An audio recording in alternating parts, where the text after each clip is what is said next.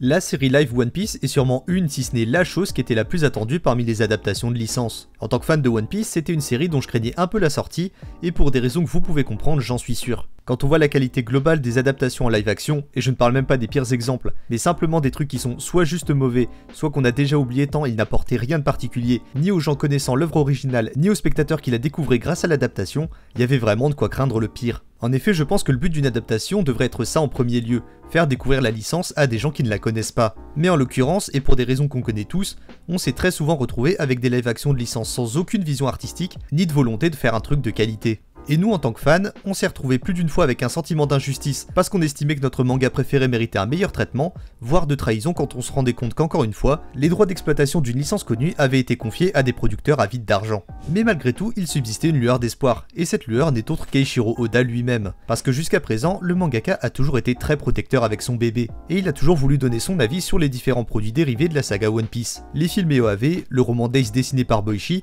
et en l'occurrence, la série en live action. Donc même si on avait de quoi craindre le résultat, je pense que ça vaut le coup de jeter un coup d'œil avant de juger trop hâtivement, comme on serait tenté de le faire. Maintenant, je tiens à préciser quelque chose qui me semble important, au moment où j'écris et j'enregistre cette introduction, je n'ai pas encore vu la série, parce que ça me semble important de détailler, sans mentir ni exagérer, les attentes et les craintes que j'ai vis-à-vis de la série One Piece. Pour l'instant, les seules choses que j'ai vues de la série sont les trailers, et d'ailleurs ça m'a aidé à me décider sur la langue dans laquelle je vais la regarder, je vais opter pour la VO, parce que même si la VF n'a pas l'air d'être mauvaise du tout, j'ai regardé quelques interviews et des vidéos en rapport avec la série, et du coup je connais les voix originales des acteurs. Ça me paraîtrait très bizarre de les entendre doubler tout d'un coup. Et non, les doubleurs japonais qui sont les mêmes que ceux de l'animé, j'étais pas très confiant. Personnellement, avec toute la hype que l'annonce a généré, ce que j'ai vu grâce au trailer, et avec tout l'amour que je porte à l'univers de One Piece, je m'attends à ce que le live action respecte le plus fidèlement possible le monde qui a été créé par Eiichiro Oda. Vous pouvez me dire que c'est le principe d'une adaptation, mais quand on voit les cas qui sont sortis ces dernières années, je pense que c'est utile, voire nécessaire de le préciser. Néanmoins, et je veux vraiment insister sur ce point plus que tout, je vais surtout juger la série en tant qu'adaptation, et pas en tant qu'histoire à part entière. Parce qu'a priori, comme je suis à jour sur One Piece, et que j'ai lu le début de l'œuvre plus de fois que je ne suis prêt à l'admettre, je sais pertinemment ce qui va se passer. Et je pense que c'est plus intéressant de savoir si la saison saura adapter l'intégralité de la saga East Blue malgré sa longueur de 8 épisodes, et on va pas se mentir, il y a des choses qu'une série avec de vrais acteurs ne pourra jamais imiter à la perfection. Bon, je pense que j'ai dit le plus important, il est temps de regarder ce que ça donne.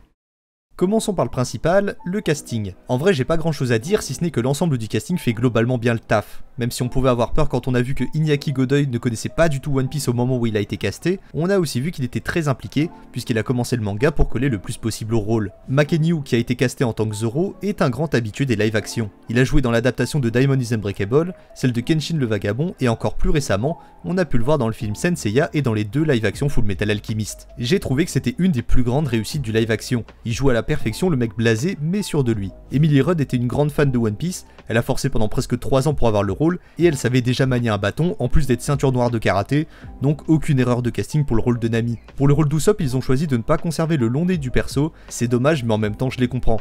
Je vois pas comment ils auraient pu avoir un rendu crédible en gardant une prothèse en permanence. Jacob Romero incarne très bien le personnage, même si le problème n'est pas tant le jeu que l'écriture du personnage dans le live action. Mais ça j'y viens dans quelques minutes. Et enfin, Taz Skylar est probablement l'acteur qui a dû le plus bosser pour rentrer dans son personnage. Il a dû prendre des cours de taekwondo et des cours de cuisine pour être crédible dans le rôle de Sanji, et ça fonctionne très bien. Encore une fois, j'ai pas grand chose à dire sur le casting en lui-même. Comme tout a été supervisé par Oda, j'avais pas trop à m'en faire. Même si parfois l'acteur n'a pas toujours un physique qui colle avec l'original, en même temps dans One Piece c'est pas toujours simple, en général le jeu d'acteur fait quand même bien le taf. Et là je pense à l'acteur qui joue Shanks. En revanche, si je dois formuler une vraie critique, c'est peut-être sur le personnage de Mihawk. Même si je sais que le personnage est de base assez théâtral dans sa façon d'être, j'ai trouvé qu'il en faisait un peu trop des fois. Ce qui fait que des scènes comme le discours à Zoro après leur combat tombent un peu à plat. Et pour l'anecdote, c'est une des rares scènes de l'anime que je préfère en VF. Écoutez-la et vous verrez qu'elle passe crème. Ok, il est temps de s'attaquer au plus gros morceau. Le principe d'une adaptation, c'est d'adapter, et ça veut parfois dire faire des choix différents de ceux de l'histoire de base pour que le rendu soit plus convaincant pour les néophytes. Comme on pouvait s'y attendre, et le format de 8 épisodes de 40 minutes à 1 heure n'aidant pas vraiment, les scénaristes ont dû faire quelques modifications pour que toute l'intrigue d'East Blue tienne. C'était pas vraiment une mince affaire quand on voit la taille qu'elle fait dans le manga et dans l'animé. Donc naturellement, pas mal d'intrigues se croisent, comme par exemple le fait que Nami se trouve avec le fier Zoro pendant l'arc du colonel Morgan. Ce qui n'est pas le cas pour ceux dont la lecture des premiers chapitres remonterait un peu. Dans l'ensemble, tout fonctionne plutôt bien, et c'est cool de voir des personnages intervenir un peu plus tôt dans le manga, par exemple on voit Arlong dès l'épisode 3. Et il y a quelque chose qui m'a surpris, dès le premier épisode on nous introduit assez logiquement Zoro, mais on le fait d'une façon à laquelle je ne m'attendais pas, avec un agent de Baroque Works qui cherche à l'engager. Et pour ceux qui sont attentifs et qui ont une bonne mémoire, c'est arrivé dans le manga, sauf que c'est Zoro qui le raconte, donc c'est une scène en off. Et il le raconte pendant l'arc Whiskey Peak, donc un des tout premiers qui se passe sur Grand Line. Aussi dans les intrigues qu'on connaît déjà, on a également quelques modifications. L'arc Baggy est un des meilleurs exemples que je peux donner. Au lieu d'appuyer sur les dégâts qu'il a fait à la ville, comme c'est expliqué dans le manga, la série qui a forcément moins de moyens pour toujours recréer des décors fidèles au manga, décide de changer un peu le ton de l'arc, en rendant Baggy davantage effrayant et dangereux que juste dangereux. Le décor du cirque et prendre en otage tous les habitants de la ville était une très bonne idée selon moi. Ça permet de davantage appuyer l'idée que les pirates qu'on dit sans pitié dans le manga sont vraiment sans pitié. Le fait qu'on puisse aussi voir le développement de la relation entre Koby et Hermep était aussi une bonne idée. C'est quelque chose qui n'est apparu que dans les mini-aventures entre les chapitres, donc en faire un fil rouge aussi dans la série, ça se tenait. En revanche, l'adaptation n'est pas parfaite et certaines idées viennent un peu gâcher mon plaisir. J'ai un exemple très particulier en tête et il se trouve pendant l'arc du village d'Usopp. J'ai rien contre le fait de transposer l'histoire dans le manoir de Kaya, ça permet même de donner une ambiance plus effrayante que si c'était sur une plage comme dans le manga. Mais par contre, Usopp est presque invisible dans cet arc. Je tiens à préciser encore une fois que je vais comparer les événements de la série à ceux du manga, histoire que vous compreniez mon point de vue si vous n'avez vu que la série. Dans le manga, Usopp décide de se battre seul, étant donné qu'il s'est mis tous les habitants à dos à force de mentir à tout le monde. Qui plus est, même quand Luffy décide de lui venir en aide, il est trop faible pour lutter contre les membres de l'équipage de Kuro. Mais malgré tout, il continue à vouloir se battre. Preuve que malgré sa tendance à raconter des histoires, il veut changer et être un homme d'honneur comme son père. Et dans la série, il est beaucoup plus effacé pour mettre en valeur Luffy. Quand on quitte le village de Shiro, on n'a presque vu que le côté trouillard et menteur d'Usopp. Peut-être qu'il compte le développer plus tard dans la série, c'est ce que j'espère en tout cas. Un des autres personnages qui est à mon sens pas correctement traité, c'est Garp.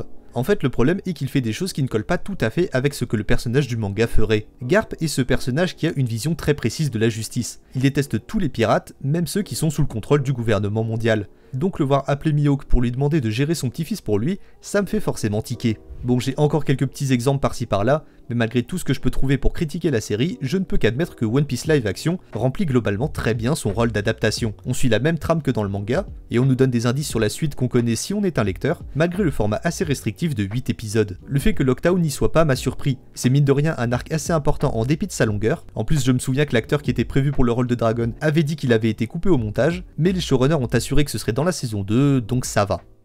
Un aspect sur lequel on attendait sûrement tous le live action au tournant, c'est les effets spéciaux. Bah oui, parce que quand des gens viennent nous dire qu'ils vont adapter avec des vrais acteurs des histoires qui se passent dans un monde où des gens se transforment en girafes, en mochi, ou nous balancent des crottes de nez qui explosent, on s'attend forcément à un minimum de travail au niveau de la post-prod, c'est logique. Et il faut être honnête, les effets spéciaux fonctionnent. Les effets du Gomu Gomu no Mi passent bien, mais je trouve que le plus réussi, c'est clairement le fruit de la fragmentation. Visuellement, je le trouve ultra convaincant. Par contre, j'aurais peut-être préféré que les hommes poissons soient faits en CGI, même si je sais que c'est un truc qui coûte cher et qui nécessite beaucoup plus de travail, parce que, à l'exception d'Arlong, tous les hommes poissons sont dégueulasses. Et malheureusement, ça me fait craindre le pire pour l'ajout de Chopper dans la série. Parce que oui, la saison 2 a été annoncée, donc c'est quelque chose à laquelle il va falloir réfléchir. Comment adapter comme il se doit un personnage comme lui, qui est petit de base et qui peut changer de gabarit en combat. J'espère que le personnage aura droit à un traitement à sa mesure, mais là-dessus je ne m'en fais pas trop, parce qu'il faut être honnête, les showrunners ont été plutôt généreux avec nous.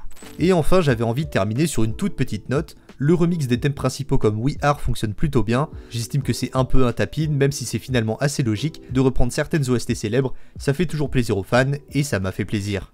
Bon, je vais pas vous faire l'affront de résumer tout ce que j'ai pu dire parce que je pense que vous avez tous compris, pour moi c'est une réussite sur vraiment beaucoup de points. Je savais pas vraiment à quoi m'attendre avant de lancer le premier épisode, parce que même si j'ai vu beaucoup de tweets qui encensent la série, je sais aussi que la communauté One Piece a une certaine tendance à tout exagérer dès qu'un chapitre sort en disant que c'est le chapitre du millénaire, qu'Oda est un dieu, je vous fais pas de dessin, si vous êtes sur Twitter vous savez ce qu'il en est. Mais j'ai eu une bonne surprise, la série a été faite par des gens qui appréciaient le matériau de base et qui avaient vraiment à cœur d'en faire quelque chose de bien. Et c'est important de le souligner parce que ça fait longtemps que les fans de manga se font malmener par des producteurs qui ne pensent qu'à exploiter la passion des communautés pour se faire un peu plus d'argent. Donc j'ai de bonnes raisons de penser que tant qu'Oda restera accroché à l'univers qu'il a créé, on n'aura pas vraiment de raison de s'en faire. Tout à l'heure j'ai précisé qu'une adaptation devait évidemment réussir à adapter l'histoire originale, mais il doit aussi s'adapter au support sur lequel il est diffusé. On ne raconte pas les histoires de la même façon au cinéma, à la télé, dans un manga ou dans une chanson. Pour moi, One Piece Live Action remplit très bien les deux. Elle suit très bien l'intrigue et elle est aussi une bonne série de pirates, qui rajoute des choses auxquelles on s'attend dans une série de pirates. Je me souviens de certains tweets obscurs qui disaient que c'était bizarre dans un manga de pirates de ne jamais avoir de scène d'abordage. Et ben il y en a une au début de la série. C'est un exemple comme un autre, mais vous verrez que la série aborde quelques aspects auxquels on ne s'attend pas forcément. Et vous verrez aussi qu'elle prend moins de pincettes que dans le manga, et pour moi c'est vraiment positif. Bref, si vous êtes fan, vous serez quand même surpris, et pour ceux qui ne connaissent rien à One Piece, j'espère qu'elle vous donnera envie de découvrir ce vaste univers. Merci à tous d'avoir regardé la vidéo, j'espère qu'elle vous aura plu. Ça commence à faire un moment que j'ai annoncé cette vidéo, il était quand même temps qu'elle sorte. Je vous fais les rappels de d'habitude, si elle vous a plu, n'hésitez pas à liker, à commenter et à vous abonner, parce que c'est la meilleure façon de me soutenir. On n'a jamais été aussi près des 1000 abonnés, et encore une fois, même si je suis conscient que je le dis à chaque vidéo, c'est grâce à vous, donc merci de me suivre, et merci des retours que j'ai en dessous de chaque vidéo. Merci d'avoir regardé jusque là, merci de me suivre, et en attendant la prochaine vidéo, à la prochaine.